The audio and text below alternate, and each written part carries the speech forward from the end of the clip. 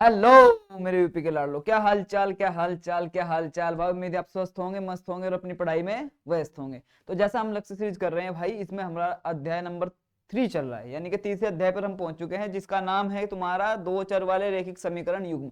इसमें हमने सभी कॉन्सेप्ट पढ़ लिए हैं, सभी ग्राफी विधि भी देख ली, प्रतिस्थापन भी और विलोपन भी। अब इसके बाद एक्सरसाइज का नंबर आता है भाई। प्रश्नावली 3.1 में करा चुका हूँ, 3.2 आज करा रहा हूँ और अगले में 3.3 आ जाएगी कल वाले लेक्चर में। और ये चैप्टर फिनिश हो जाएगा एक एक क्वेश्चंस के साथ में, एक एक कॉन्सेप्ट के साथ। अगर आपने कॉन्सेप्ट वाली वीडियो नहीं देखी तो इससे पहले वाली वीडियो जाके देखो, विलोपन की है, उससे पहले देखो प्रतिस्थापन की, बिल्कुल सब कुछ क्लियर हो जाएगा। कुछ सवाल तो तुम मुझसे पहले कर दोगे इस एक्सरसाइज की, ठीक है। सभी सवाल कराऊंगा, कुछ तुम्हें भी दूंगा होमवर्क के, अभी देखते जाओ कैसे कैसे करते हैं। बहुत ही इंटरेस्टिंग तरीके से एक एक चीज करेंगे, ठीक है। समझ में आई बात? चलो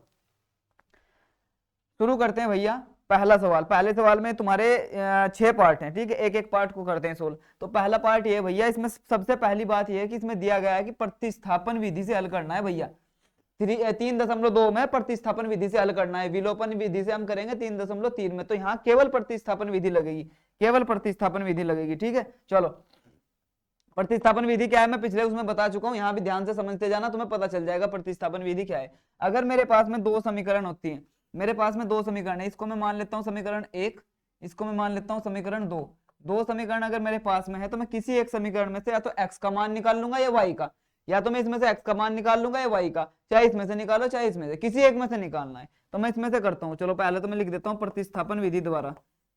और होता क्या है सर, ये प्रतिस्थापन विधि लगा क्यों रहे भाई? एक्स वाई का मान अगर मुझे चाहिए, दो समीकरण मेरे पास में है, दो रैखिक समीकरण है और जिसमें दो चर वाली है वो, ठीक है। नहीं देख, एक्स और वाई इसमें भी दो चर हैं, एक्स और वाई इसमें भी दो चर हैं। अगर मुझे एक्स वाई का मान चाहिए तो मुझे दो समीकरण चाहिए ही चाहिए। तो ये दो समीकरण है, अब उसको हल करने की विधि है प्रतिस्थापन विधि, एक है विलोपन विधि, ठीक है। नहीं उसको हम बाद में पढ़ेंगे, पढ़ तो चुके हैं उसको, लेकिन उसकी एक्सरसाइज करेंगे हम अगले वाले में। चलो प्रतिस्थापन विधि क्या कहती है कि कोई भी एक समीकरण उठा लो। मान लो मैंने समीकरण 1 उठा ली, समीकरण 1 से मैंने समीकरण 1 उठा ली। समीकरण 1 क्या है भैया? x प्लस वाई बराबर में आपका है 14। यहां से किसी एक का मान निकाल लो, या तो x का मान निकाल लो या y का मान निकाल लो। अगर किसी का भी मान निकालना हो तो दूसरे वाले को दूसरी साइड भेज देते हैं। मान लो मुझे x का मान निकालना, तो मैं क्या करूंगा भैया? अगर मुझे x का मान निकालना तो मैं y को इधर भेज दूंगा, और अगर मान लो भाई मुझे y का मान निकालना है तो मैं x को इधर भेज दूंगा। जिसका भी मान निकालना उसे एक साइड अकेला छोड़ दो, बाकी दूसरों को दूसरी साइड भेज देते हैं। क्या इतनी बात समझ में आई? मुझे उम्मीद है कि एक चीज समझ में आती चली जाएगी। बस बने रहो तुम लेक्चर में ना, और वीडियो को लाइक जरूर कर दिया करो भाई, ठीक है। अब देखो यहाँ क्या होगा, x बराबर 14, ये प्लस का y था, इधर जाके माइनस का y हो गया। क्लियर है मेरी बात? थोड़ा सीरियस होकर पढ़ाई करो भाई, थोड़ा सीरियस होकर पढ़ाई करो, हर टाइम पे मजाक नहीं किया करते। तो यहाँ देखो तुम्हारा x बराबर 14 माइनस वाई आ गया, और जब ये तुम्हारी ऐसी वैल्यू आ जाए, या तो x की या y की, उसे समीकरण 3 बना लेना, उसे समीकरण 3 बना लेना, उसे समीकरण 3 बना लेना। अब एक एक स्टेप समझते जाओ। क्या किया हमने? दो समीकरण है, दो चर वाली, एक समीकरण उठाई, उसमें से x का मान निकाला, और वो x का मान जो निकाला वो y की फॉर्म में आया, उसको हमने समीकरण 3 बनाया। अब क्या करेंगे, जो समीकरण 3 है ना, उसको हम समीकरण 2 में रखेंगे। यानी कि जो x का मान आया है, ये x का मान जो हमने अभी निकाला है, तो x का मान अब हम क्या करेंगे? समीकरण 2 में रखेंगे। सर समीकरण 1 में नहीं रख सकते का? नहीं, प्रतिस्थापन विधि का यही नियम है। अगर तुमने एक वाले से, समीकरण 1 वाली से x या y का मान निकाला है ना, तो उसे 2 में रखो, और अगर दूसरे वाली से निकालना है भैया तो उसे 1 में रखो। क्या इतनी बात समझ में आई?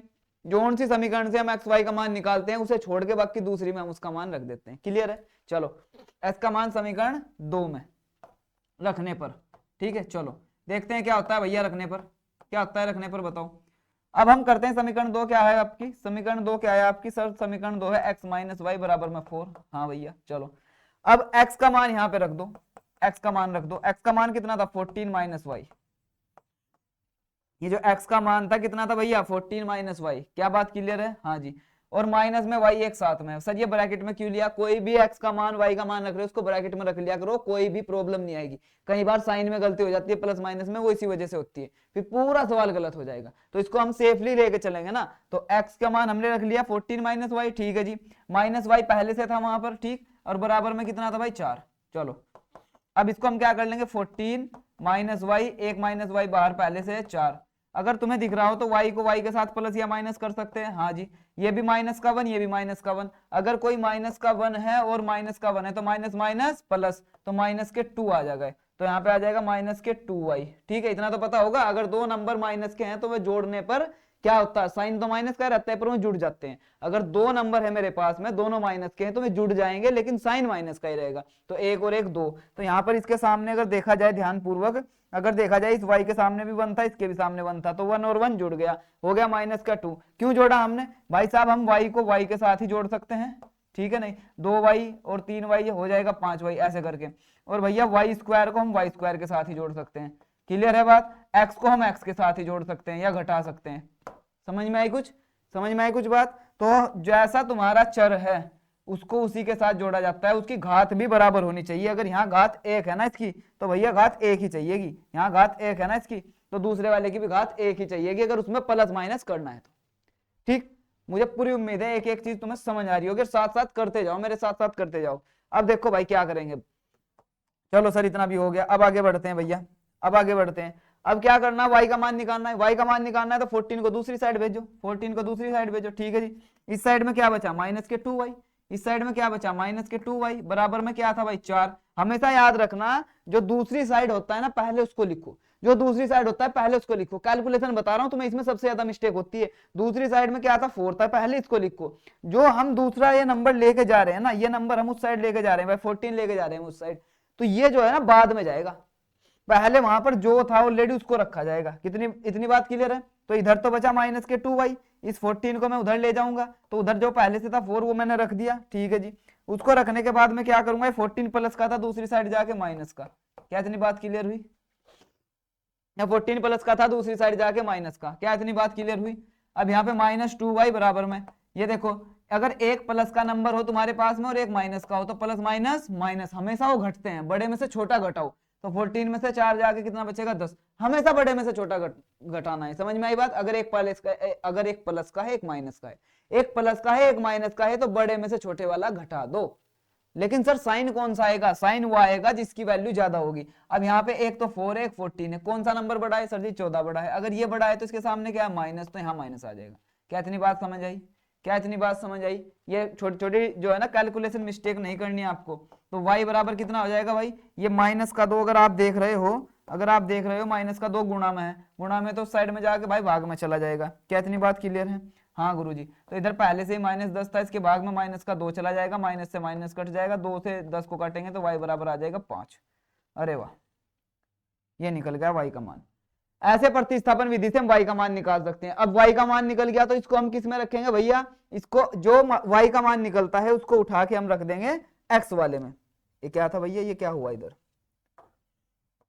ये इधर क्या हुआ, इधर क्या खिलवाड़ हुआ है।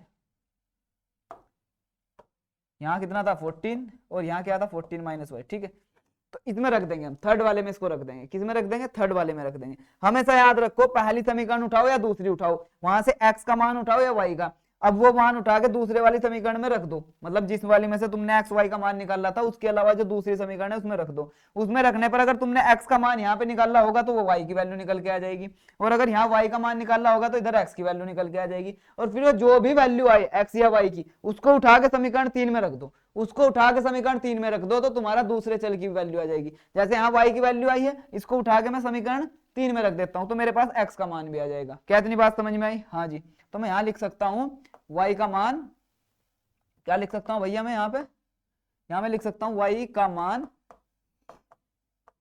समीकरण 3 में रखने पर, समीकरण 3 में रखना है भाई, y का मान समीकरण 3 में रखना है। ठीक, समीकरण 3 क्या थी तुम्हारी सर, x बराबर 14 माइनस y था। समीकरण 3 x बराबर 14 माइनस y था। ठीक है, तो हम क्या करेंगे, x बराबर 14 माइनस y मैंने अभी निकाला है, कितना है भाई 5, तो y की जगह में रख दूंगा 5। अब 14 में से 5 जाके बता भाई, 14 में से 5 जाके कितने बचे 9। चलो ये लो भैया, ऐसे हम x y का मान निकाल लेंगे प्रतिस्थापन विधि से। ये है तुम्हारी प्रतिस्थापन विधि, ये है तुम्हारी प्रतिस्थापन विधि। समझ में आया, बड़े अच्छे समझ में आया, मजा आ गया। चलो एक और करते हैं, एक और करते हैं, और अच्छे समझ में आएगा, एक और करते हैं। ठीक है नहीं, आज बहुत सारे क्वेश्चन करने वाले आज ये 30 मिनट का लेक्चर नहीं होगा, ज्यादा होगा, बट हम सभी क्वेश्चन कर लेंगे। अब देखो यहाँ ध्यान से, अब देखो भाई मेरे लाडलो, यहाँ ध्यान से देखो, मेरे पास में क्या है, 2 समीकरण है, समीकरण 1 ये रही और समीकरण 2 ये रही। मैं क्या करूंगा, समीकरण 1 उठाऊंगा, है ना, समीकरण 1 से वो लिख लेना तुम प्रतिस्थापन विधि द्वारा, ठीक है। समीकरण 1 से, समीकरण 1 से क्या करना भैया, समीकरण 1 से मेरे पास में s माइनस टी बराबर 3 है, तो मैं यहाँ से s का अगर मान निकालता हूं तो बराबर कितना आ जाएगा 3 प्लस टी, ये t माइनस का था उधर जाके प्लस का, ये t माइनस का था उस साइड में जाके प्लस का हो जाएगा। क्या इतनी बात समझ में आई? हाँ जी। इसको मैं बना लेता हूँ समीकरण नंबर 3, ठीक है गुरुजी। अब जब समीकरण नंबर 3 बन जाए तो जो s का मान है इसे किस में रखना है पता है ना तुम्हें? हाँ गुरुजी, s का मान अभी मैंने यहाँ समीकरण 1 से निकाला था तो 2 में रखूंगा, x का मान समीकरण 2 में रख देना है। 2 में रखने पर सर x का मान समीकरण 2 में रखने पर, हाँ अब बता 2 में रखने पर क्या होगा? सर 2 में रख देना है इसका मान, बस वैल्यू को पुट करेंगे। चलो यहाँ कितना था भैया समीकरण 2 क्या थी, s माइनस 3 प्लस टी, हाँ s बटे 3 ये क्या है भाई t बटे 2 है, t बटे 2 बराबर में 6। s का मान कितना है भाई 3 प्लस टी, तो यह जो s लिखा है ना यहाँ पे इसकी जगह मैं कितना लिख दूंगा 3 प्लस टी, कितना लिख दूंगा 3 प्लस टी, तो इस s की जगह लिख दूंगा 3 प्लस टी। क्या इतनी बात समझ में आई? क्या इतनी बात समझ में आई? हाँ जी। और बटे में है इसके 3 प्लस इधर t बटे में है 2 बराबर में 6। ठीक है गुरुजी, मजा आ गया गुरुजी, मजा आ गया यहाँ तक। बस क्या हो रहा आजा।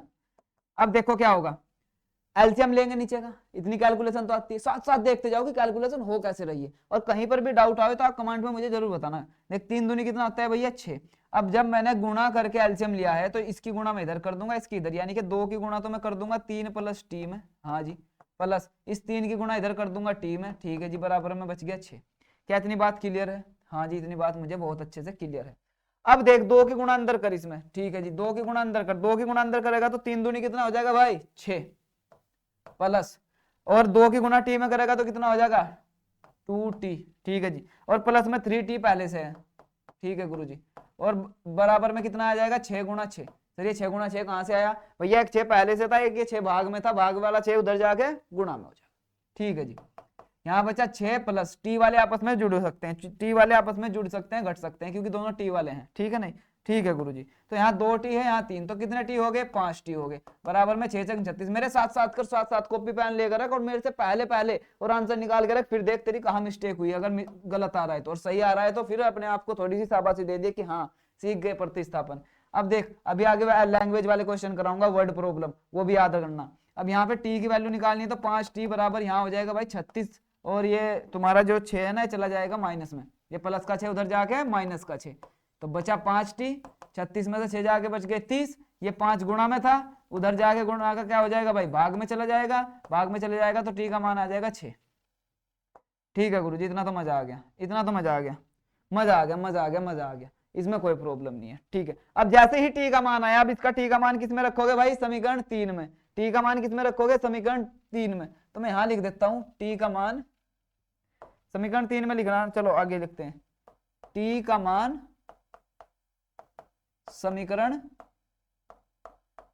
3 में रखने पर, तो टी का मान भैया समीकरण 3 में रखना है, समीकरण 3 में रखना है टी का मान। बता क्या आगा? समीकरण 3 कितनी थी? T 3 plus T. Sir S बराबर 3 प्लस टी, ठीक है। तो एस का मान निकालने के लिए टी का मान इसमें रखो तो एस का आ जाएगा। टी का मान मेरा कितना आया? अभी 6 आया गुरुजी। 6 और 3 कितना होता है? 9 होता है। तो भैया आपकी एस की वैल्यू तो 9 निकल के आई है और टी की वैल्यू आपकी 6 निकल के आई है। ऐसा आप इसको निकाल सकते हो। दोनों सवालों से क्लियर होगा प्रतिस्थापन विधि क्या है, कितनी आसान है, पता चल गया होगा। एक समीकरण उठानी है, वहां से किसी एक चर का मान निकालना है एक्स या वाई का, उसे दूसरे समीकरण में रख देना है, ठीक है नहीं। दूसरी समीकरण में रखने पर वो चर का मान आ जाएगा, जो चर का मान आया उसको उठाओ तीसरी समीकरण में रखो, फिर दूसरे चर का मान आ जाएगा। बात समझ में आई? बात समझ में आई? ऐसे हम सोल्व कर सकते हैं बड़े आराम से, ठीक है भाई। एक सवाल ये है, चलो इसको भी देख लेते हैं, क्योंकि एक थोड़ा सा इंटरेस्टिंग क्वेश्चन है इसलिए इसको बता रहा हूं, फिर तुम्हें 2-3 क्वेश्चन होमवर्क में दे दूंगा, ठीक है। अब देखो यहां पे हम इसको करते हैं भाई, ये समीकरण नंबर 1 है। अरे वाह, ये समीकरण नंबर 1 है भैया, ये समीकरण नंबर 2 है, ठीक है गुरुजी। अब देख ध्यान से, अब मैं क्या कर रहा हूं, समीकरण 1 उठाऊंगा, समीकरण 1 से, समीकरण 1 से क्या करूंगा, हमेशा लिखना प्रतिस्थापन विधि द्वारा, हमेशा लिखना, उसको लिखना मत भूलना भाई। अब देखो यहाँ 3x बराबर में कितना, चल पूरे ही समीकरण लिख देते हैं, 3x माइनस में y बराबर में 3। ये y उधर, यहाँ से तू y का मान निकाल ले, आसान रहेगा, यहाँ से तू y का मान निकाल ले, आसान रहेगा। तो सर जी यहाँ पे आ जाएगा y का मान मेरा 3x अबे क्या हो रहा है, y का मान आने, y का मान लाना है ना मुझे, तो y का लाने के लिए मैं x को उधर भेज दूंगा, इधर बचा माइनस के y, इधर पहले से 3 था, समझ में आई बात। ये माइनस का 3 जो है भैया, ये माइनस का 3x उस साइड चला जाएगा, चला जाएगा कि नहीं चला जाएगा, हाँ गुरुजी। तो ये माइनस का 3x भैया आपका इस साइड आ जाएगा, तो ये बचा माइनस का 3x। अब ये माइनस को भी उधर ले जाओ, अब अगर इस साइड से माइनस उधर लेके जा रहे तो माइनस हमेशा क्या करता है भैया, साइन बदल देता है। ये माइनस इधर वाला उधर लगा दो, ये समझ ले कि -1 था उधर डिवाइड में चला गया, तो जब माइनस गया तो साइन चेंज हो जाएंगे। 3x माइनस का था ये कैसा हो जाएगा प्लस का, ये 3 प्लस का था ये कैसा हो जाएगा माइनस का। क्या मेरी बात समझे, ये 3 प्लस का था ये तो हो गया माइनस का, ये 3x तुम्हारा जो है ना, देखो यहाँ ध्यान दो एक बार, छोटा सा ध्यान दो, ये जो 3 प्लस का था ये तो भैया माइनस का हो गया, ये जो माइनस का 3x था भैया ये प्लस का हो गया, किसकी वजह से, इस माइनस की वजह से। अगर इधर से मैं माइनस दूसरी साइड लेके जाता हूं तो उनके साइन चेंज हो जाते हैं। क्या इतनी बात याद रहेगी, क्या इतनी बात याद रहेगी, मुझे बता दो, क्या इतनी बात याद रहेगी, हाँ जी मुझे पूरी उम्मीद है इतनी बात तुम्हें याद रहेगी। इसको बना लेंगे हम समीकरण नंबर 3, समीकरण नंबर 3, ठीक है गुरुजी। अब बताओ क्या करना है, बताओ नेक्स्ट स्टेप क्या है, अब नोटबुक में करना स्टार्ट कर दो। जब मैंने समीकरण 1 से इसको निकाला है तो मैं समीकरण 2 में इसको रखूंगा। अब जा तो मैं क्या करता हूँ, y का मान, देखो जरूरी नहीं कि मैं हर बार x का मान निकाल लूं, यहाँ पे मैंने y का निकाला है, किसी का भी निकाल सकते हैं। y का मान समीकरण 2 में रखने पर, चलो देखते हैं अब क्या होता है समीकरण 2 में रखने पर y का मान, समीकरण 2 में रखने पर देखते हैं क्या होता है। सर समीकरण 2 क्या है हमारी, समीकरण 2 है 9x माइनस में 3y बराबर में 9, ठीक है गुरुजी, बराबर में 9x माइनस 3 के साथ मल्टीप्लाई में y का मान रखेंगे, y का मान है 3x माइनस 3, y का मान है 3x माइनस 3, तो y का मान है 3x माइनस 3।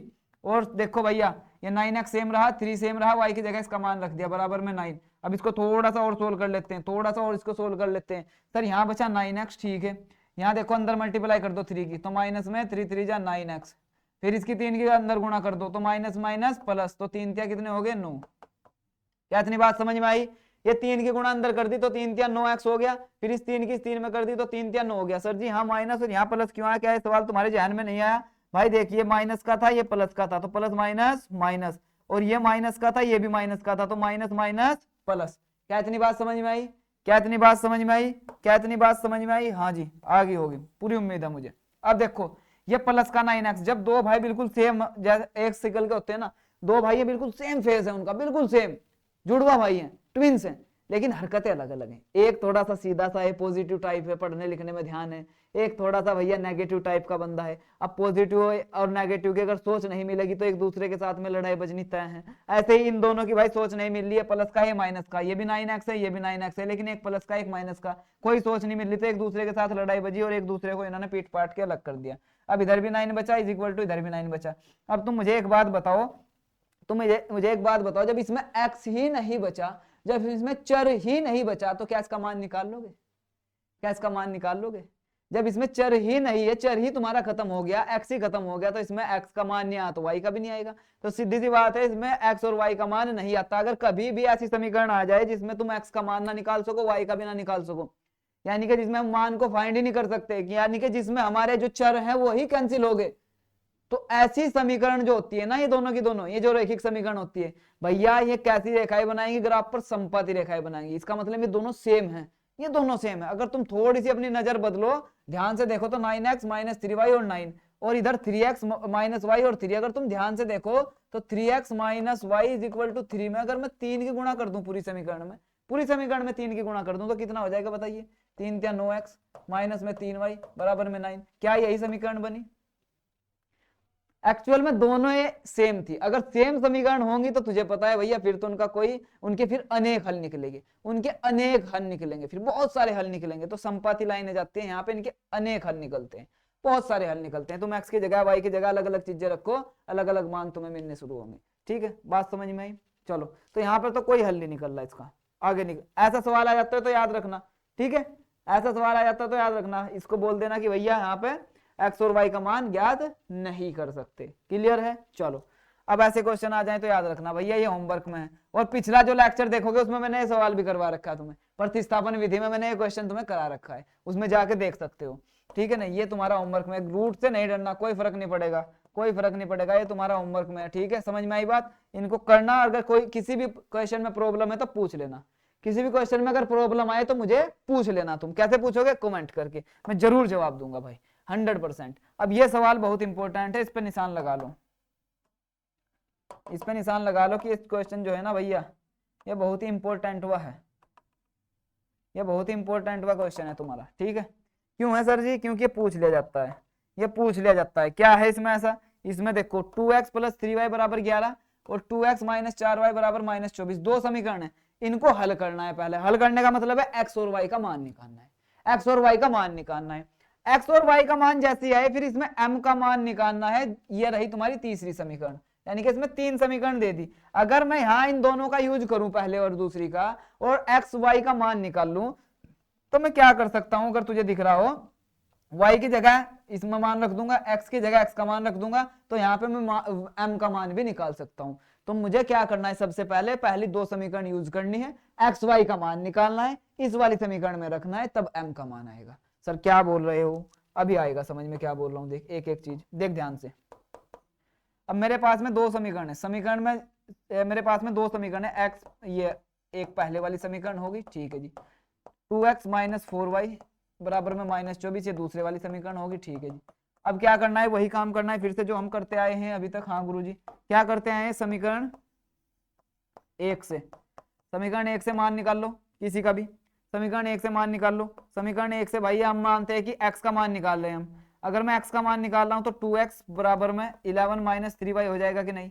बताओ हाँ या ना, हाँ या ना। भाई ये 11 था, ये 3y प्लस का था, उधर जाके माइनस का। कोई भी दिक्कत, कोई समस्या नहीं गुरुजी? हमें कोई समस्या नहीं है, नहीं गुरुजी हमें कोई समस्या नहीं है। अब x का मान अगर निकालना है तो इसके साथ 2 भी है गुणा में, इसको भी उधर भेज दो। तो जो 2 है ना गुणा में, इसको भी उधर ही भेज देते हैं। चलो चलो गुरुजी। या एक चीज बताऊं तुम्हें, और छोटा सा आसान करना चाहते हो इस चीज को, और आसान करना चाहते हो इस चीज को? चलो मत करो, वरना उस चक्कर में तुम दूसरे सवाल गलत कर लोगे, ठीक है नहीं। अब देखो यहाँ बटे में कितना चले जाएगा भाई? 2। ये जो 2 गुणा का था ये बटे में चला गया। ये समीकरण कौन सी बनी तुम्हारी? तीसरी समीकरण। कौन सी बनी भैया? तीसरी समीकरण। क्या समझ में आई इतनी बात? हाँ या ना? क्या इतनी बात समझ में आई तेरे? क्या इतनी बात समझ में आई तेरे? हमने पहली समीकरण का इस्तेमाल करके x का मान निकाल लिया। अब इसका किसमें रखेंगे x का मान हम? सर हमें तो बहुत अच्छे से पता है, समीकरण एक से निकाल रहा है तो समीकरण 2 में। सर समीकरण 2 में x का मान रखेंगे हम, x का मान रखेंगे सर, सर हम रखेंगे समीकरण 2 में। समीकरण 2 में x का मान रखने पर क्या होगा बता भाई? x का मान रखने पर सर समीकरण 2 ये रही तुम्हारी 2x माइनस में 4y बराबर में माइनस के 24। सर एक काम कर सकते हैं, ये 2 गुणा में है, x की जो मान है इसमें रख दो। x का मान ये रहा गुरुजी, ठीक है, x का मान ये रहा, x का मान है 11 माइनस 3y बटे में 2, और साथ में फिर ये माइनस के 4y है और इज इक्वल टू माइनस के 24 है। यहाँ तक क्लियर है सबको? यहाँ तक क्लियर है सबको? क्या कोई दिक्कत है?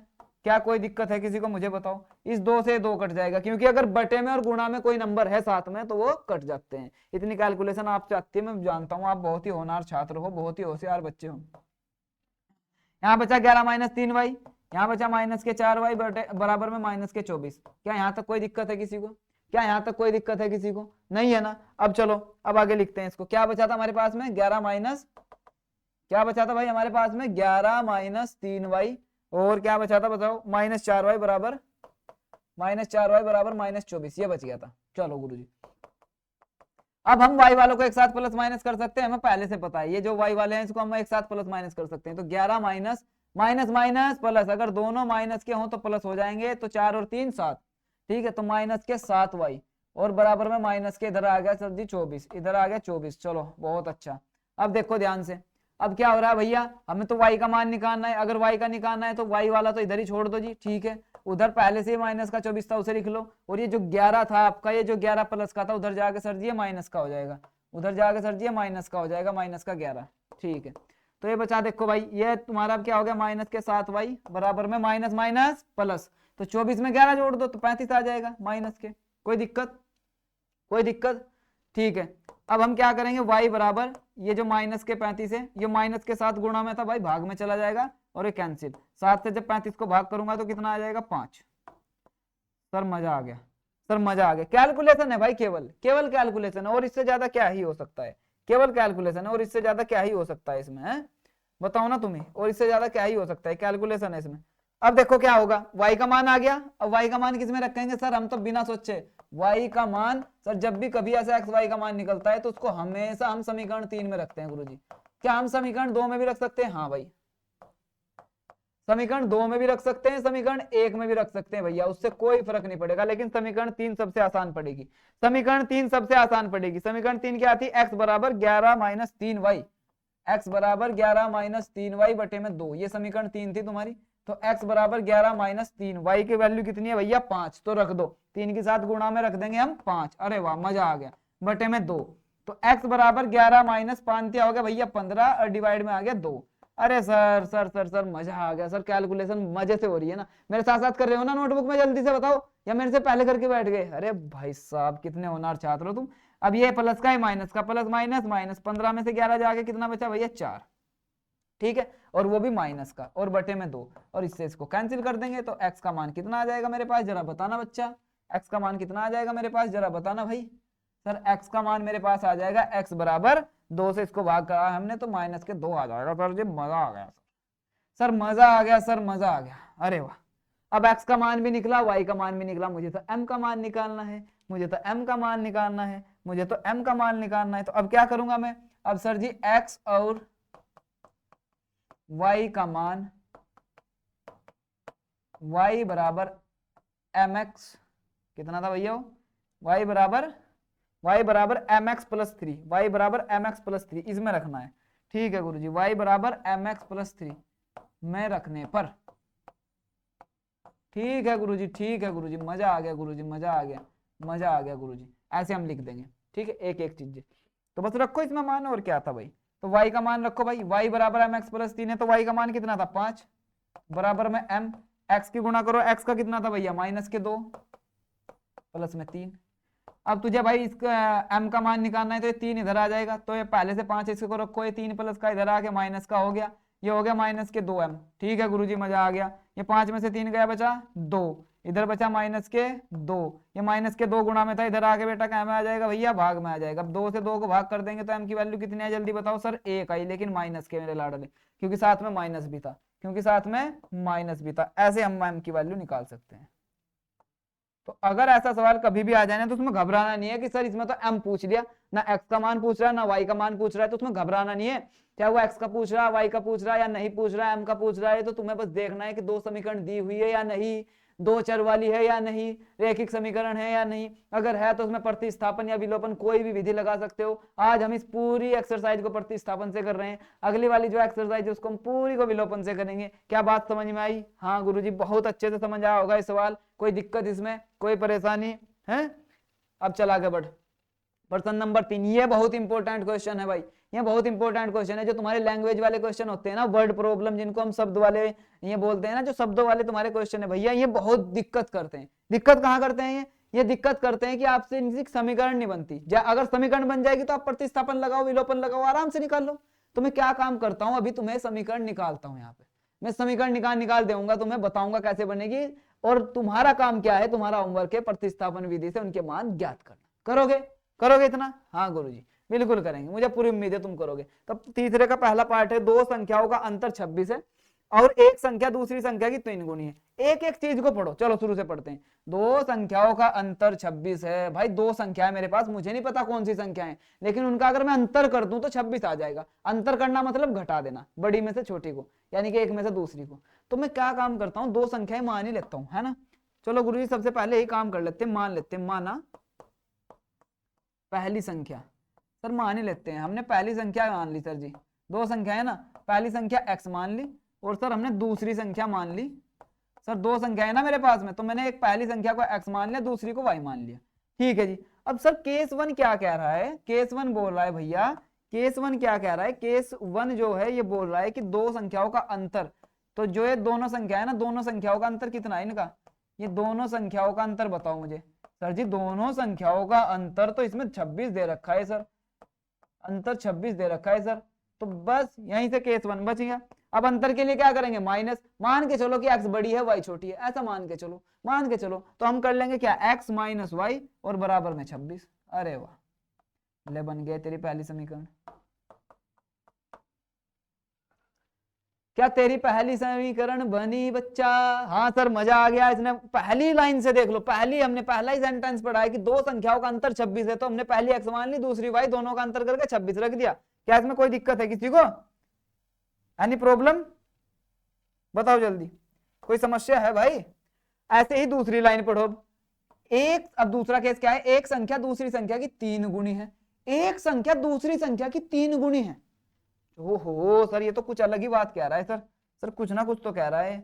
ये कुछ नहीं कह रहा मेरे लाडले, ये बोल रहा है केस सेकंड में तुझे कि एक संख्या दूसरी संख्या की 3 गुणी है। याद कर, एक संख्या दूसरी की 3 गुणी है। इसका मतलब ये कहना चाह रहा है जो पहली है ना, जो पहली संख्या है तेरा, जो तेरी पहली संख्या है भैया, जो तेरी पहली संख्या है ना, वो दूसरे वाली से 3 गुना ज्यादा है। वो दूसरे वाली से 3 गुना ज्यादा है। क्या इतनी बात समझ में आई? क्या इतनी बात समझ में आई? जो तेरी x है ना, वो y से 3 गुना ज्यादा है। तो कैसे है सर? x जो है y से 3 गुना है, y की 3 गुना है। ले ले, अब बता मुझे, अब तू बता क्या दिक्कत आई? इसने कहा है कि एक संख्या दूसरी की 3 गुणी है, तो दूसरी कौन सी थी तेरे पास में भाई? दूसरी कौन सी तेरे पास में? सर y थी। अगर मैं y का 3 गुना कर दूंगा तभी तो पहले वाली संख्या आएगी। तो ये बोलना चाह रहा है, ये कह रहा है कि एक संख्या दूसरी की 3 गुणी है। और मैंने यहाँ भी बोला कि मान के चल x बड़ी संख्या है, तभी मैंने x में से y घटाया और 26 आया, क्योंकि मैं बड़ी में से छोटी घटाऊंगा तभी तो प्लस की वैल्यू आएगी। अगर मैं बड़ी में से छोटी घटाऊंगा तभी तो प्लस की वैल्यू आएगी। इतना तो क्लियर है। तो मैंने यहां भी मान के चल रहा हूं कि वो जो संख्या की बात कर रहा है ना, जो बड़े वाली संख्या जो दूसरी से 3 गुना है, वो x है। समझ में आई बात? तो हमने यही मान लिया कि जो बड़ी संख्या है वो x है भैया। तो x माइनस वाई बराबर 26 बन गया। और x कब आया? जब y का मैंने 3 गुना किया। जब मैं y का 3 गुना करूंगा तो मुझे x मिलेगा। जब मैं y का 3 गुना करूंगा तो x मिलेगा। यानी कि जब मैं दूसरी संख्या का 3 गुना करूंगा तो पहली संख्या मिलेगी। क्लियर है बात? तो दूसरी संख्या का मैंने 3 गुना किया और मुझे प्राप्त क्या हुई? पहली संख्या। जो प्राप्त होती है उसे बराबर में रख देते हैं, इज इक्वल टू में। क्लियर है भाई? क्लियर है। अब तो तुम आराम से कर लोगे। अब क्या करोगे? समीकरण 2 से x का मान समीकरण 1 में रखने पर, समीकरण 1 में x का मान रख दियो, यहाँ 3y माइनस वाई हो जाएगा। समझ में आई बात? 2 समीकरण तुम्हारे पास में है, यहाँ प्रतिस्थापन की जरूरत, मतलब कोई ऐसी खास जरूरत नहीं पड़ रही। तुम्हें क्या करना है? x का मान तुम्हारे पास ऑलरेडी है, तो x का मान उठाओ, पहले में रखो। अगर तुम x का मान उठाओगे, पहले में रखोगे, तो थोड़ा सा बता रहा हूँ, पहले में रखते ही 3y माइनस वाई बराबर में 26 आ जाएगा कि नहीं? x बराबर 3y है, तुम x की जगह 3y रख दोगे, माइनस वाई बराबर में 26 आ जाएगा। 3y में से y जाके कितना बचा? 2y बराबर 26। और बस यहाँ से 2 भाग में चला जाएगा, y का मान आ जाएगा। जो y का मान आया है उसे कौन सी समीकरण में रखोगे? दूसरी में। इसमें तीसरी समीकरण भी बनाने की जरूरत नहीं है। क्यों नहीं है? क्योंकि इसमें ऑलरेडी पहले से एक समीकरण में x का मान निकला हुआ है। निकला हुआ है तो उसको उठा के पहली में रखो, पहली में रखने पे y आएगा, y का जो मान आएगा उसको उठा के दूसरी में रखो, x का मान आ जाएगा। क्या मेरी बात समझे? क्या मेरी बात समझे? मुझे पूरी उम्मीद है समझ गए होंगे। और तुम्हें दोनों संख्याएं मिल जाएंगी कि पहली संख्या क्या थी और दूसरी संख्या क्या थी। पहली तो एक तो तुम्हें मिल गई होगी, दूसरी तो यहाँ से आ जाएगी, 13 थी और 13 की 3 में गुणा करके 39 आ जाएगा। अरे सर कितना मजाक करते हो आप। चलो, दो संपूरक कोणों में बड़ा कोण छोटे कोण से 18 डिग्री अधिक है। अरे सर जी ये क्या कह दिया? दो संपूरक कोण, संपूरक कोण। सर संपूरक कोण कौन सा होता है सर? और सर बड़ा कोण और छोटा कोण से 18 अधिक है। सर हमें तो संपूरक ही नहीं पता, सर हमें तो संपूरक ही नहीं पता। क्या तुमने पूरक और संपूरक कोण पढ़े या नहीं पढ़े? हाँ या ना में मुझे उसका जवाब दो। हाँ या ना में मुझे उसका जवाब दो। मैं तब तक पानी पी लेता हूं, तुम बस हाँ या ना में मुझे उसका जवाब दो कि संपूरक कोण तुमने पढ़े हैं या नहीं पढ़े। संपूरक कोण तुमने पढ़े हैं या नहीं पढ़े? हाँ या ना, हाँ या ना बताना है। अबे किसका पानी है भाई, कैसा है? अच्छा भी है या नहीं, या ऐसे ही पी जाऊंगा मैं? जल्दी बताओ भैया, कमेंट में इसका आंसर तुम कर देना टाइम स्पैम के साथ में कि संपूर्ण कोण क्या होता है। जल्दी बताओ, और पूरक भी बताना साथ में, पूरक भी बता देना साथ में। संपूरक तो बताओगे, पूरक भी बता देना। चलो, अबे संपूरक कोण क्या होता है भैया? सर हमने पूरक संपूरक कोण पढ़े थे सर। एक तो होता है अगर मैं दो नंबर को जोड़ दूं, दो कोण को जोड़ दूं तो 90 आ जाए, और एक होता है सर दो कोण को जोड़ दूं 180 आ जाए। तो यहाँ कौन सा फिट बैठेगा? यहाँ कौन सा फिट बैठेगा? सर जी यहाँ फिट बैठेगा जो तुम्हारा संपूरक कोण है। इसका मतलब क्या है? इसका मतलब है दो कोण को जोड़ के कितना आ रहा है भैया तेरा? 180 आ रहा है, 180 आ रहा है। अभी हम सबसे पहले शुरुआत करते हैं यहाँ माना से। कैसे करते हैं? माना क्यों करेंगे माना से? भाई दो संपूरक कोण है, अब मुझे नहीं पता बड़ा कोण छोटे कोण से 18 अधिक है, अब मुझे तो नहीं पता दो संपूरक कोण कौन से है, तो दोनों को मान ले, दोनों को मान ले, ठीक है नहीं? एक संपूरक पहला एक संपूरक कोण और दूसरा संपूरक, ऐसा लिख सकते हैं, ठीक है नहीं? या मान ले कि एक कोण पहला कोण क्या लिखें भाई, बड़ा कोण और छोटा कोण, हाँ ये सही रहेगा, ये सही रहेगा। बड़ा कोण माना बड़ा कोण बराबर x, और भैया छोटा कोण जो है ना, छोटा कोण जो है भैया वो हमने मान लिया y, वो हमने मान लिया y। अरे वाह गुरुजी, केस 1। सर इसमें तो एक ही केस दिख रहा है मुझे कि बड़ा कोण छोटे कोण से 18 दिख रहा है, नालायक। पहला केस ये रहा तेरा संपूरक कोण, मुझे पता है कि केस 1 क्या है कि दोनों कोण संपूरक हैं, दोनों कोण कैसे हैं भैया, संपूरक हैं। और हमेशा याद रखना जब भी संपूरक कोण की बात आ जाए, इसका मतलब उन दोनों कोण को जोड़ के 180 आएगा, इसका मतलब उन दोनों कोण को जोड़ के 180 आएगा। इसका मतलब है अगर मैं x में y को जोड़ देता हूं तो 180 आएगा, अगर मैं x में y को जोड़ देता हूं तो 180 आएगा। क्या इतनी बात समझ आई? क्या इतनी बात समझ आई? यहां से बनी तुम्हारी पहली समीकरण, मुझे पूरी उम्मीद है बहुत अच्छे से चीज समझ आई होगी।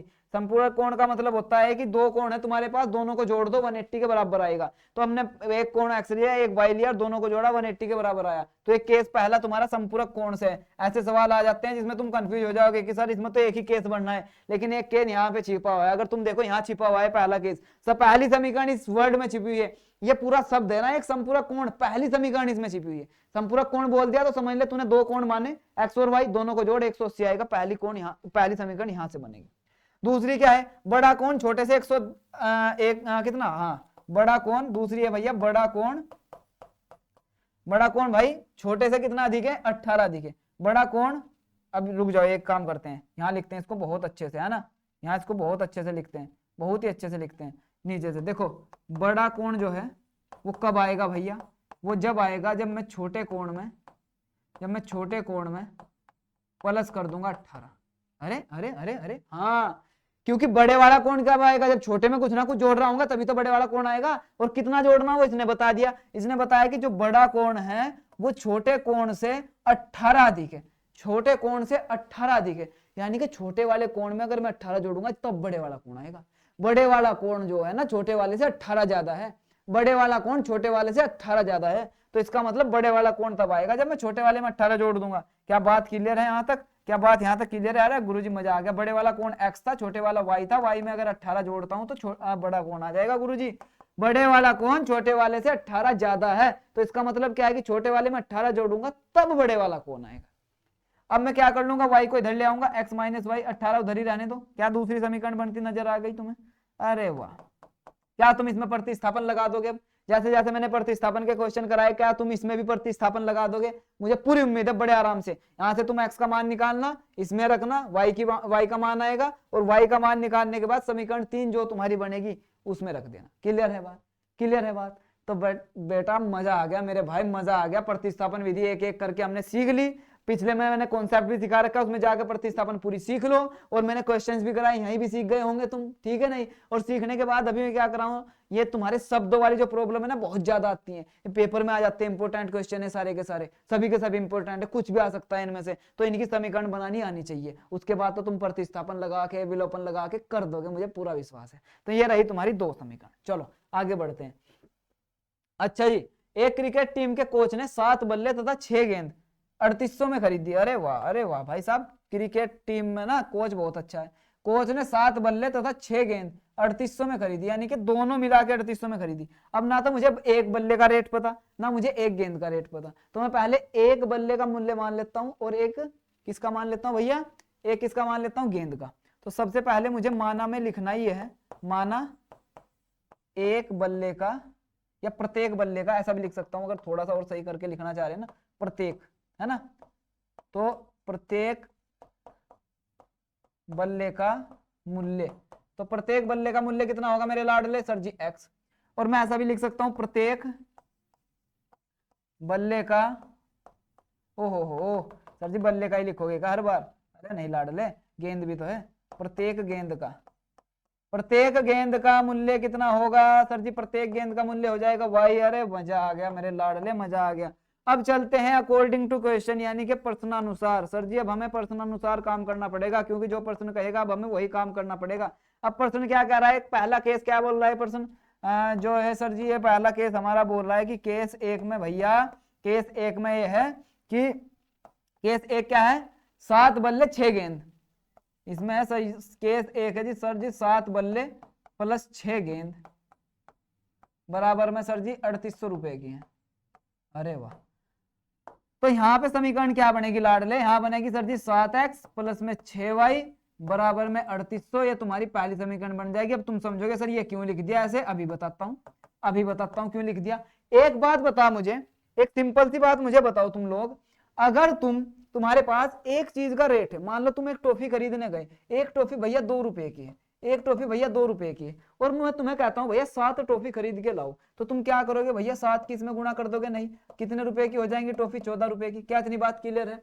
यानी कि अगर एक चीज का रेट मुझे पता है और उस एक चीज के रेट में मैं गुणा कर दूं जितनी मुझे वो लेके आनी है, यानी कि जितनी संख्या में मुझे वो चीज चाहिए उसकी गुणा में उसके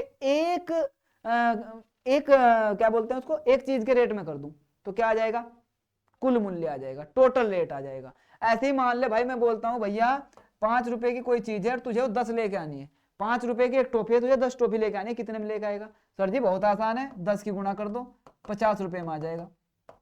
ऐसे ही मेरे लाडले ये है, सेम ही है भाई, मुझे पता है कि मुझे 7 बल्ले लेके आने हैं, 7 बल्ले, और एक बल्ले कितना, एक बल्ला कितने का है, एक्स का। जैसे यहाँ पे देख ध्यान से, सर जी मुझे 7 टॉफी लेके आनी थी, एक टॉफी कितने की थी, 2 की, तो दोनों की गुणा की, टोटल रेट आया कि नहीं आया? हाँ गुरुजी। तो ऐसे ही यहाँ पे भैया 7 बल्ले लेके आने हैं मुझे, और एक बल्ला कितने का है, एक्स का, तो इसका मतलब एक्स में मैं 7 की क्या कर दूंगा, गुणा, तो ये हो गया 7x। ये तो 7 बल्लों का रेट हो गया 7 बल्लों का रेट। ऐसे ही गेंद पे आ जाओ, 6 गेंद है मेरे पास में, मुझे 6 गेंद लेके आनी है, और एक गेंद का मूल्य कितना है, y। जैसे यहाँ पे एक चीज का मूल्य 5 है, मुझे 10 लेके आनी है, तो इनकी गुणा करूंगा। ऐसे ही यहाँ पे एक गेंद का मूल्य y है और 6 गेंद का मूल्य मुझे बताना है कितना होगा, तो 6 में मैं y की क्या कर दूंगा, गुणा, ये गेंद का मूल्य आ गया। ये आ गया तुम्हारा 7 बल्लों का रेट, ये 6 गेंद का रेट। और जब मैं इन दोनों को जोड़ूंगा, क्योंकि 7 बल्ले और 6 गेंद मिला के कितने की आ रही है, 38 की, दोनों को मिला के 3800 रुपए की है, दोनों मिला के 3800 रुपए की है। तो भाई क्या हुआ, मैंने 7 बल्लों का रेट प्लस 6 गेंदों का रेट मिला के 3800 रख दिया। कोई दिक्कत, कोई परेशानी? मजा आ गया? अब तो आसान लग रहा होगा, अब तो आसान लग रहा होगा ना, आसान लग रहा होगा ना, मजा आ गया ना बिल्कुल अच्छे से। अरे वाह।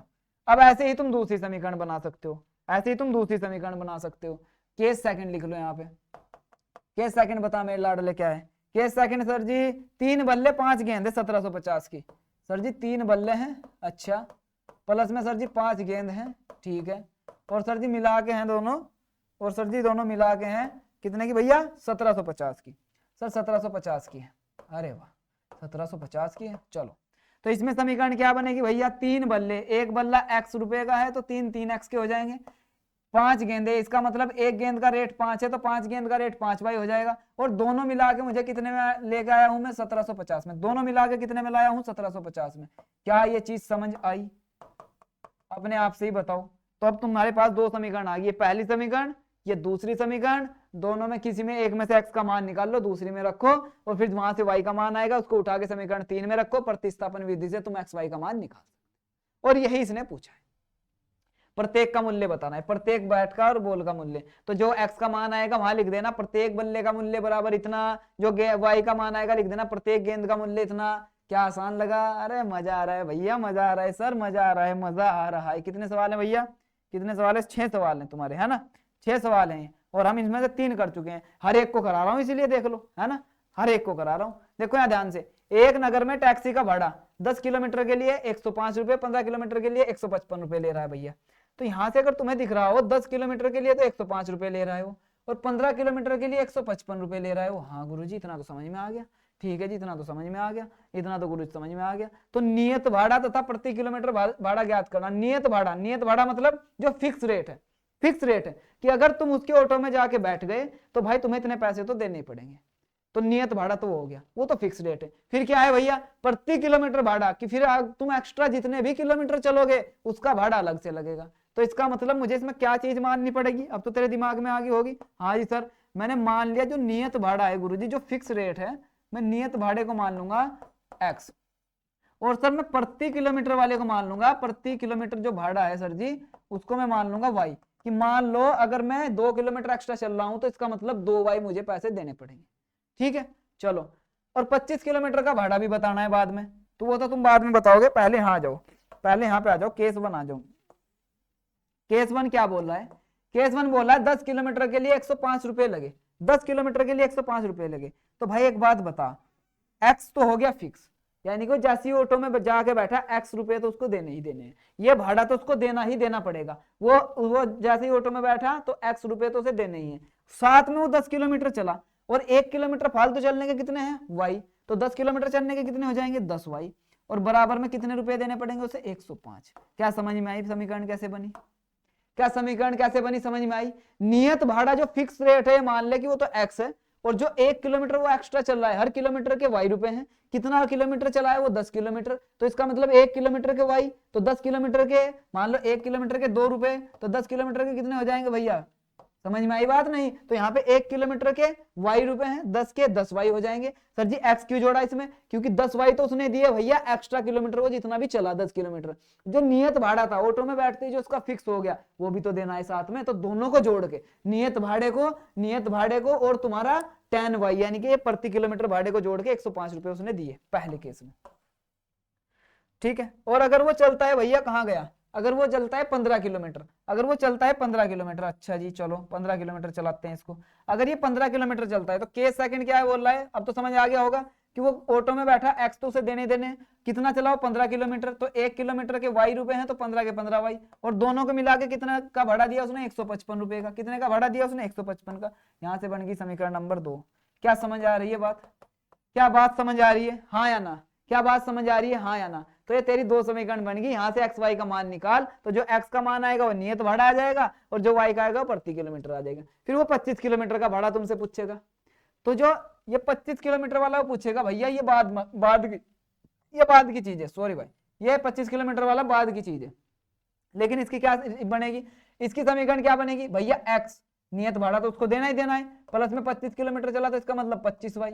समझ में आई बात? ये सोल्व करना है तुझे बाद में, जब तू इन दोनों का यूज करके एक्स और वाई निकाल लेगा, जब तू इन दोनों का यूज करके एक्स और वाई निकाल लेगा तो जो तेरी ये समीकरण बनी है ना एक, इस समीकरण को चलो तीसरी नाम नहीं देता, इसको ए नाम दे देता हूं, जो तेरी समीकरण ए बनी है, जो तेरी समीकरण ए बनी है उसमें एक्स का मान रख वाई का मान रख, तो 25 किलोमीटर का भी भाड़ा आ जाएगा, कितना देगा आया तू? समझ में आई बात? समझ में आई बात भैया? यहां से हमने पहली समीकरण बनाई, दूसरे वाले से हमने दूसरी समीकरण बनाई, दोनों का यूज करा, प्रतिस्थापन विधि लगाई, प्रतिस्थापन विधि तो अब समझ गए, प्रतिस्थापन विधि लगाकर एक्स और वाई का हमने मान ज्ञात कर लिया, एक्स और वाई का मान जो ज्ञात किया, एक्स का मान नियत भाड़ा आ गया, वाई का मान प्रति किलोमीटर भाड़ा आ गया। यहां तक हमने सर क्वेश्चन सोल्व किया, लिख दिया सब कुछ। उसके बाद हमने फिर आगे स्टार्ट किया कि हमारा जो 25 किलोमीटर का भाड़ा है तो हम लिखेंगे और 25 किलोमीटर का भाड़ा बराबर एक्स प्लस 25 वाई, और एक्स का जो मान है यहाँ रख दो, वाई का जो है यहाँ रख दो, और कैलकुलेट करो, आंसर तुरंत चुटकियों में तुम्हारे पास। बताना जरूर, अच्छा बताना जरूर कि क्वेश्चन नंबर तीसरे का जो ये 4 वाला पार्ट है किस किस से हुआ, किस किस से हुआ, बताओगे कमेंट में? वादा करो, वादा करो। चलो ठीक है आगे बढ़ते हैं भाई। देखो ये 5वां पार्ट है इसका। अब देखो ये सवाल कैसा है, कोई भी सवाल आ सकता है भैया। सबसे बुरी कंडीशन यही होती है बच्चों के साथ कि समीकरण नहीं बन पाती, उनसे प्रतिस्थापन भी आता है, विलोपन भी आता है, वो कर लेंगे लेकिन समीकरण नहीं बन पाती, इसीलिए तुम्हें समीकरण बनाने सिखा रहा हूं। अब तो दिमाग में आ रहा होगा क्वेश्चन को कैसे पढ़ना है, बड़े ध्यान से सवाल को पहले पढ़ना है, बड़े ध्यान से सवाल को पढ़ना है। आज एनसीईआरटी उठाना उसे बड़े ध्यान से पढ़ना। मैं थोड़ा सिंपल तरीके से लिख के लाया हूं तुम्हारे लिए, सवाल है वही है। अब तुम अपनी बुक में देखोगे, थोड़ा सा उसमें देखोगे कैसे उन्होंने सवाल पूछ रखा, बस तुम्हारी एकदम समझ आएगा। एनसीईआरटी उठाना, एक एक सवाल को पढ़ना, समीकरण बनाना, और फिर चेक करना कि जो सर ने बनाई थी वो सही, मतलब वो उससे मैच कर रही है समीकरण या नहीं, आंसर सही आ रहा है या नहीं, फिर देखना। और जिसमें भी प्रॉब्लम आए जरूर कमेंट में बताओ, मैं वीडियो अलग से ले आऊंगा। ठीक है, अंश और हर दोनों में 2 जोड़ने पर भिन्न। देख भैया अंश और हर दोनों में 2 जोड़ने पर भिन्न इतना हो जाता है, यानी कि एक भिन्न है, भिन्न तो जानते हो फ्रैक्शन, ठीक है नहीं? तो मैंने मान लिया कि जो भिन्न है ना भैया, मैंने मान लिया कि जो भिन्न है, जो भिन्न का अंश है, मैंने मान लिया जो भिन्न का अंश है वो तो x है, और मैंने मान लिया कि जो भिन्न का हर है, जो भिन्न का हर है वो भैया y है। सर अंश और हर क्या होते हैं भैया? अगर कोई चीज ऐसे लिख रही है x बटे वाई, तो तुझे पता है ये भिन्न है, फ्रैक्शन में ऐसे ही तो लिखी जाती है ना चीज, भिन्न में लिखी जाती है। और भिन्न का जो ऊपर वाला हिस्सा होता है इसको क्या बोलते हैं? अंश, और जो नीचे वाला हिस्सा होता है इसको क्या बोलते हैं? हर। तो मैंने ऊपर वाला हिस्सा x मान लिया और नीचे वाला मान लिया y। तो भिन्न क्या बना? अच्छा मुझे बता सर, भिन्न क्या बनेगा? भिन्न भी बता मुझे क्या बना। सर भिन्न बनेगा x बटे वाई। सर भिन्न बनेगा x बटे वाई। क्या यहाँ तक ये बात क्लियर है? क्या यहाँ तक क्लियर है? क्योंकि मुझे भिन्न ज्ञात करना है। मुझे ज्ञात क्या करना है? भिन्न ज्ञात करना है। और भिन्न ज्ञात करने के लिए अगर तुझे भिन्न की वैल्यू निकालनी है तो तुझे x और y का मान पता होना चाहिए। अगर x का मान तेरे पास है तो उसको अंश में रख, y का मान तुझे पता है उसे हर में रख, तो वो एक भिन्न बन जाएगा और वो भिन्न का मान आ जाएगा। तो भिन्न का मान निकालने के लिए सबसे ज्यादा जरूरी निकालना क्या है इसमें? x और y का मान। तो x और y का मान बता कहां से निकाल लेगा? x और y का मान बता कहां से निकाल लेगा? सर इसने जो केसेस मुझे दिए हैं वहां से मैं समीकरण बनाऊंगा और फिर निकाल लूंगा। तो केस 1 क्या दिया इसने मुझे, ये तो बता दे। सर केस 1 इसने मुझे दिया है, केस 1 दिया है कि अंश और हर दोनों में 2 जोड़ने पर भिन्न इतना हो जाता है। ध्यान से देखो, तुम ये लाइन पेपर में जरूर लिखना, जैसे मैंने पिछले क्वेश्चन में दिखाई ना, केस 1 के नीचे में लाइन लिखता था फिर उसके बाद समीकरण लिखता था, ऐसे लिखना है। मैं यहाँ डायरेक्ट समीकरण बना रहा हूँ तुम्हें समझा के, बस तुम्हें थोड़ी सी लैंग्वेज ऐड कर देनी है, थोड़े से शब्द जोड़ देने अपने, फिर नंबर नहीं कटेंगे बोर्ड के अंदर। समझ में आई बात? हमें बोर्ड को टारगेट करना है, हमें पूरे नंबर लेके आने हैं। अंश और हर दोनों में 2 जोड़ने पर भिन्न 9/11 हो जाता है, यानी कि अंश में भी अगर मैं 2 जोड़ दूं और हर में भी 2 जोड़ दूं। अच्छा जी, तो सर जी अंश तो मेरा है x, अगर मैं इसमें भी 2 जोड़ दूं, और हर है मेरा y, अगर मैं इसमें भी 2 जोड़ दूं। हाँ भाई, दोनों में 2 जोड़ने पर भिन्न कितना हो जाता है? 9/11। तो जो उत्तर आएगा वो 9/11 आ जाएगा। यानी कि सर हमारे पास भिन्न था x और y, x बटे y, और इस भिन्न में क्या हुआ? x में भी मैंने 2 जोड़ दिए, y में भी 2 जोड़ दिए, अंश में भी 2, हर में भी 2। अब ये x बटे y में जैसे ही मैंने 2 जोड़ा तो ये जो भिन्न बना ना, जो भिन्न की वैल्यू निकल के आई y 9/11। ये इसने पहले नंबर पे बोला कि जैसे ही मैं अंश में 2 जोड़ दूं, हर में 2 जोड़ दूं, तो जो भिन्न बनेगा वो 9/11 होगा, यानी कि भिन्न की वैल्यू 9/11 आएगी। क्या यहाँ तक बात समझ में आई? हाँ गुरुजी, इसको थोड़ा सा अच्छे से सोल्व कर लो। ये 11 इधर ले आओ, 11 उधर भाग का था, इधर आके गुणा में आ जाएगा। ठीक है, इधर क्या करो भाई, इधर 9 पहले से ही है, ये पूरा का पूरा भाग में है, ये पूरा का पूरा भाग में, पूरे को उधर ले जाओ, ये पूरा उधर जाएगा तो कैसा हो जाएगा बताओ भैया? गुणा का हो जाएगा। ये पूरा का पूरा बटे में है, भाग में, उधर ले जाओ, गुणा का हो जाएगा। क्या इतनी बात समझ में आई? क्या इतनी बात समझ में आई? हाँ गुरुजी, तो बस 11 की गुणा अंदर कर दो, 11x प्लस में 11 दूनी 22, इधर 9 की कर दो 9y प्लस में 9 दूनी 18। क्या इतनी बात समझ में आई? हाँ जी हाँ, भी समझ में आ गई, कोई दिक्कत? अब x और y वालों को एक साइड ले लो, नंबर को एक साइड ले लो, तो यहाँ बचा 11x, ये 9y को धर लिया, माइनस का 9y बराबर में 18 बचा, और प्लस में बच गया 22। क्या इतनी बात क्लियर है? हाँ गुरुजी इतनी बात क्लियर है। तो क्या हो गया बता? 11x माइनस में, सर 11x माइनस में 9y बराबर में बता मुझे, बराबर में बता मुझे कितना बचा? सर 18 और 22 को जोड़ देंगे, 18 और 22 को जोड़ देंगे सर 40 आ जाएगा। तो ये तेरी क्या कौन सी समीकरण बनी? पहली। क्या बात क्लियर है मेरे लाड? क्या बात क्लियर है मेरे भाई? क्या बात क्लियर है तेरे? क्या समझ में आई मेरी बहनों? बात समझ में आ रही है या नहीं ये बताओ।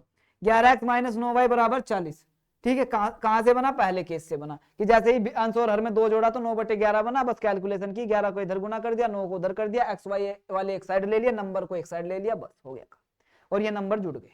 ऐसे ही केस सेकंड ले लो इसका, ऐसे इसका हम केस सेकंड ले सकते हैं। हाँ गुरुजी केस सेकंड भी ले सकते हैं। केस सेकंड क्या कह रहा है भैया? दोनों में 3 जोड़ने पर 5/6 हो जाता है। अब मैं दोनों में 3 जोड़ रहा हूं, अरे वाह, अब मैं दोनों में 3 जोड़ रहा हूं, x में भी 3 जोड़ रहा हूं सर जी, y में भी 3 जोड़ रहा हूं सर जी, और जब ये मैं 3 जोड़ दूंगा तो ये किसके बराबर आएगा? किसके बराबर हो जाएगा? 5/6 के। तो ये भिन्न 5/6 के बराबर हो जाएगा। अब तो बहुत आसान हो गया होगा, इस 6 को इधर ले आते हैं सर जी गुणा में, ठीक है, x + 3 हो गया बराबर, ये बच गया 5, इस y को इधर ले आते हैं तो जी y + 3 हो गया। हाँ जी, 6 की गुणा अंदर करो तो 6x प्लस में 6 18, ऐसे ही 5 के अंदर करो तो 5y प्लस में 5 15। इतना तो अच्छा हो गया कि गुणा दोनों में होगी, इसमें भी और इसमें भी। ठीक है, चलो अब x वाली और y वाले एक साइड ले लो, ये y वाला प्लस का इधर आके माइनस का, इधर बचा कितना 15, ये प्लस का 18 उधर जाके माइनस का 18। ठीक है गुरुजी, यहाँ बच गया 6x माइनस में 5y, यहाँ बराबर में माइनस का 3। देखो 18 में से 15, एक प्लस का एक माइनस का है तो घट जाएंगे, 18 में से 15 जाके 3 बचे, और अगर 18 बड़ा है तो इसके सामने माइनस है तो यहाँ माइनस लगा देंगे। ये कैलकुलेशन का छोटा सा पार्ट पता है इस चीज का। तो ये समीकरण नंबर 2। अब तुम्हारे पास समीकरण 1 भी है भाई लाडले, अब तेरे पास समीकरण 2 भी है। किसी एक से x का मान निकाल, दूसरे वाली में रख, वहां से y का मान जो आएगा उसे उठा के जो तीसरी समीकरण बनी थी उसमें रख, तेरे पास x y के मान आ जाएंगे, तेरे पास x y के मान आ जाएंगे या नहीं? प्रतिस्थापन विधि से। और जैसे ही x y के मान आए प्रतिस्थापन विधि से तो x का मान ऊपर रख, y का मान नीचे रख, ये तेरा उत्तर हो जाएगा भिन्न का। क्लियर है? ठीक है जी, समझ में आई बात? समझ में आई बात? समझ में आई एक एक बात है? चल लास्ट वाला सवाल, ये इस पे एक चीज कर ले, तो इस पे निशान लगा ले। ये एज वाले क्वेश्चन आ जाते हैं, ये एज वाले इस टाइप के क्वेश्चन बहुत आते हैं। समझ में आई बात? और जब मैं सिखा रहा था ना, मैंने इनकी वो भी बनानी सिखा दी थी तुम्हें, समीकरण। पिछले लेक्चर जाके देखो, जिसने नहीं देखकर, जो देख का है उसे समझ आ रही होगी बात। अब देख यहाँ पे 5 वर्ष बाद जैकब की आयु, हाँ भैया 5 वर्ष बाद जैकब की आयु पुत्र से 3 गुनी हो जाती है। यानी कि हमारे पास में यहाँ 2 चीज हैं, एक जैकब है, एक उसका पुत्र है, और उनकी आयु जो है ना वो 3 गुना 4 गुना हो रही है। तो हम क्या कर रहे हैं, सबसे पहले सवाल ध्यान से समझना, हम सबसे पहले इनकी वर्तमान आयु मानेंगे। हमेशा वर्तमान आयु माननी है। वर्तमान मतलब जो अभी प्रेजेंट में वो जितने साल का है। तो हम मानते हैं, माना जैकब जो है ना, ये जैकब की वर्तमान आयु, इसकी वर्तमान आयु मानते हैं। कितनी है भैया वर्तमान आयु? हमने मान लिया सर जी x। अरे वाह।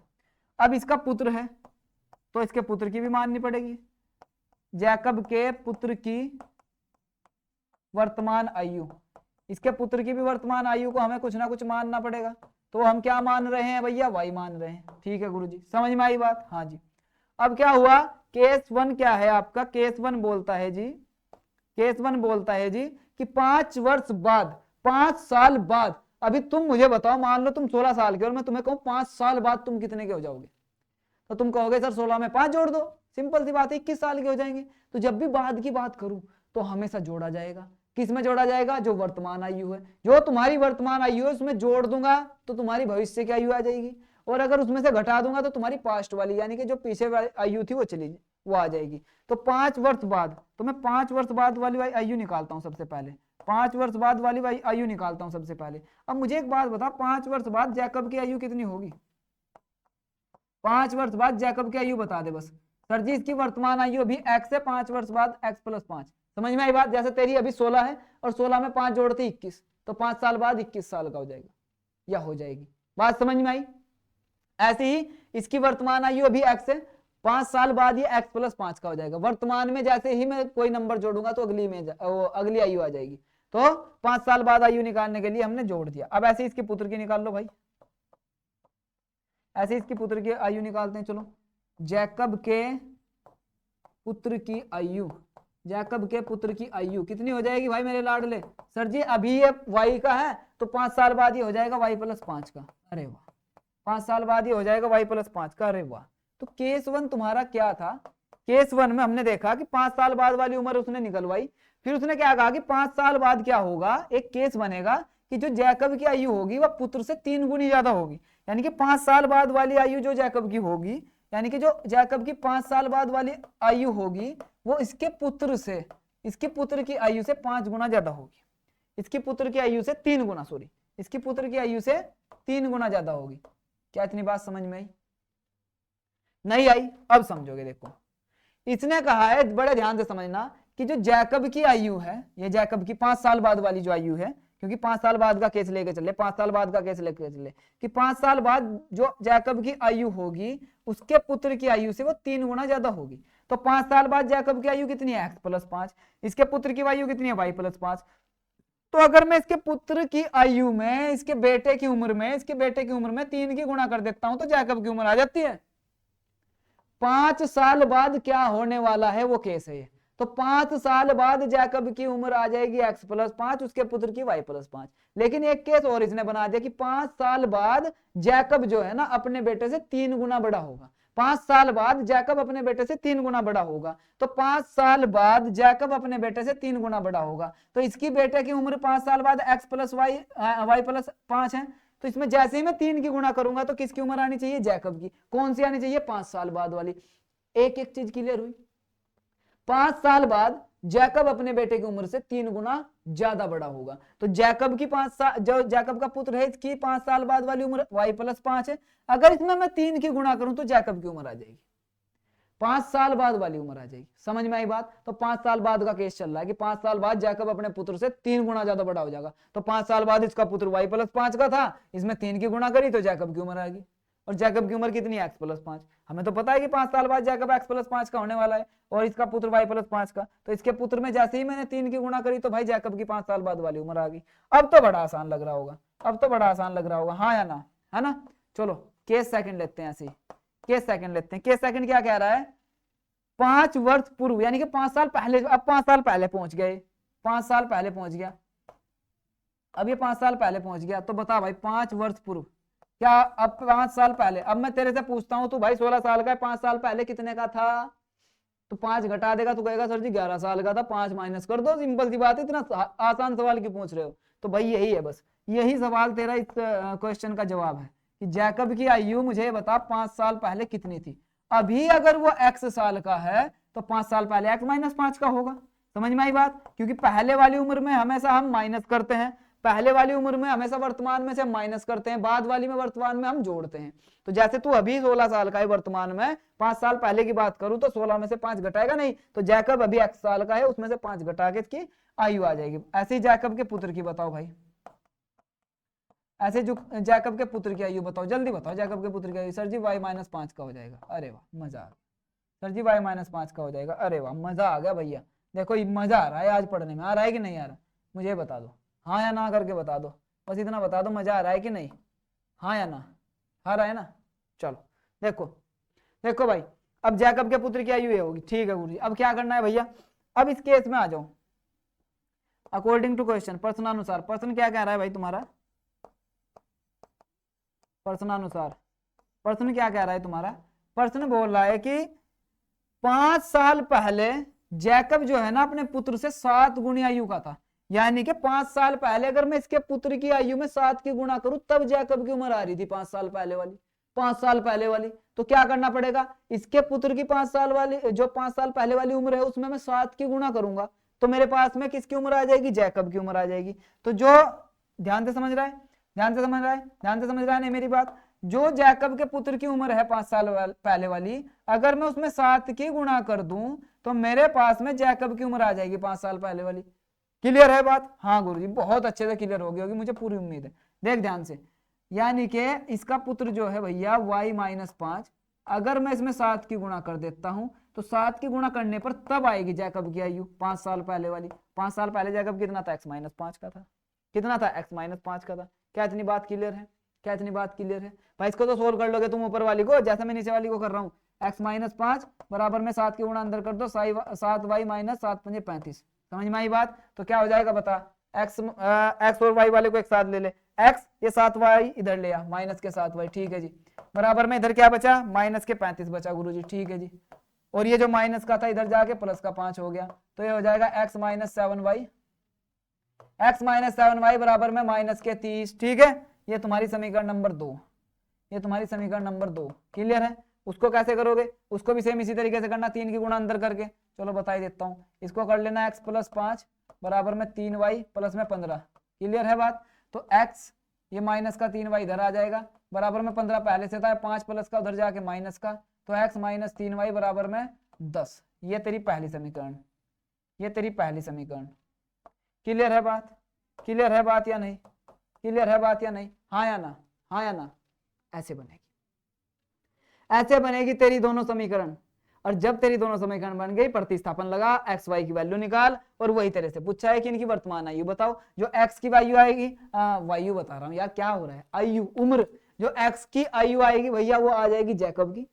तो जैसे ही एक्स की वैल्यू निकल जाए तो लिख देना जैकब की आयु बराबर जितनी भी एक्स का मान आया है, और जैकब के पुत्र की आयु बराबर जितना वाई का मान आया है। बस इतना क्वेश्चन, इतना ही आसान क्वेश्चन था। ये उम्र वाले आ जाते हैं, बहुत दिक्कत करते हैं। तो 5 वर्ष अगर बाद वाला केस हो तो जोड़ो हमेशा, और उस केस में फिर देखो कि कितने गुना वो क्या रहा है। फिर अगर पहले वाला है तो घटाओ, फिर उस केस में देखो कि वो कितना गुना किसकी उम्र में क्या कह रहा है। जैसे इसके पुत्र में 7 गुना करना था तब इसकी उम्र आ रही थी। समझ में आई बात? अगर केस चल रहा है बाद वाली उम्र का, बाद वाली उम्र का अगर केस चल रहा है भाई, या बाद वाली उम्र का, तो याद रखो हमेशा वो बाद वाली उम्र ही हम यहाँ पे यूज करेंगे उसके केस में। अगर पहले वाली का चल रहा है तो जो केस उसने बताया उसमें हम पहले वाली उम्र यूज करेंगे, और वर्तमान को हम रखेंगे एक्स और वाई मान के। क्लियर है? बड़े आसान से। अरे वाह मजा आ गया, मजा आ गया ना? मजा आ गया तो भाई देख चैनल को सब्सक्राइब कर ले, ऐसे ही पढ़ने के लिए तेरा भैया यहाँ पे तैयार है, एक एक चीज तुझे कराने के लिए। आज प्रश्नावली 3.2 करा चुका हूँ, कल को प्रश्नावली 3.3 करा दूंगा, पूरा अध्याय समाप्त हो जाएगा। इससे पहले कॉन्सेप्ट पढ़ा चुका हूँ पार्ट्स में, 30-30 मिनट के लेक्चर है, उन्हें जाके देखो, पूरा कॉन्सेप्ट क्लियर हो जाएगा, एग्जाम्पल के साथ पढ़ा रखे, इंपॉर्टेंट क्वेश्चन के। तो अगर वीडियो अच्छी लगी है तो भाई लाइक कर दे, अगर तेरे सभी डाउट क्लियर हुए हैं अपने सभी दोस्तों को शेयर किया कर, और अगर नया है चैनल पे सब्सक्राइब करके रख ले, रोज वीडियो आ रही है, रोज तेरा भाई मेहनत कर रहा है तेरे लिए। समझ में आई बात? तो मिलता हूं अगले लेक्चर में 3.3 प्रश्नावली के साथ, तब तक के लिए विदा, जय हिंद।